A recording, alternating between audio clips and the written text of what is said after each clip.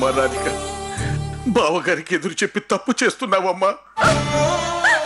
నీ పిచ్చి నమ్మకంతో నిన్నెంతగానో ఆరాధించిన మాధవ్కి నువ్వు ద్రోహం చేస్తున్నావమ్మా. ఆ విషయం నీకు అర్థం కావడం లేదు. కళ్ళ కూడా నా మాధవ్కి నేను ద్రోహం చేయలేను. నా మాధవ్కి జరుగుతున్న అన్యాయాన్ని నిలదీస్తున్నాను.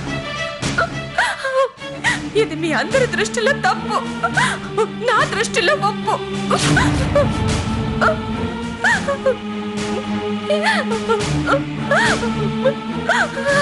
మాధవ్, ఎక్కడున్నావు? నువ్వు లేవని ఇక్కడ ఏమేమో జరిపిస్తున్నారు. నువ్వు బతికొన్నావని చెప్తున్నా, నన్నేమో పిచ్చి దానిలో చూస్తున్నారు. నేను నీకు ద్రోహం చేస్తున్నానట. నువ్వెక్కడున్నా వెంటనే రావాలి. నువ్వు వస్తే అప్పుడు వీళ్ళందరూ నమ్ముతారు. తొందరగా వచ్చే మాధవ్, తొందరగా వచ్చే, త్వరగా వచ్చే. ఏంటమ్మా ఇది? నాది భ్రమ అనుకుంటారో, పిచ్చి అనుకుంటారో, లేక మూర్ఖత్వం అనుకుంటారో మీ ఇష్టం. బతికున్న నా మాధవ్ పేరున ఎలాంటి అశుభ కార్యం జరగడానికి నేను ఒప్పుకోను. నన్ను కాదని జరిపిస్తే నా శవం మీద జరిపించండి.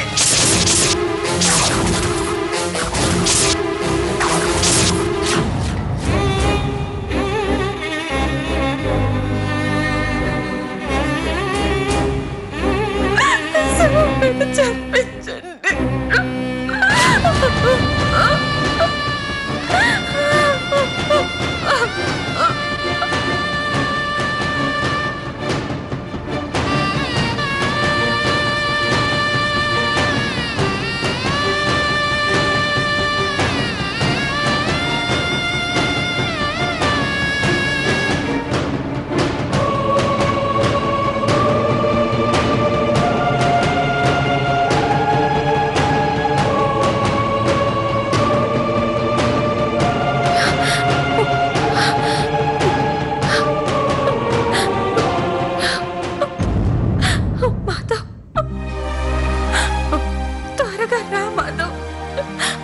చూసావా, నేను ఇప్పుడు వాళ్ళ దగ్గరికి వెళ్ళకపోతే ఎంత ఘోరం జరిగిపోయేది.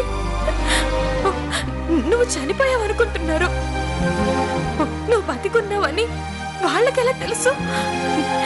నా ఒక్క దారికి తప్ప. త్వరగా రా మాధవ్, రా మాధవ్, రా.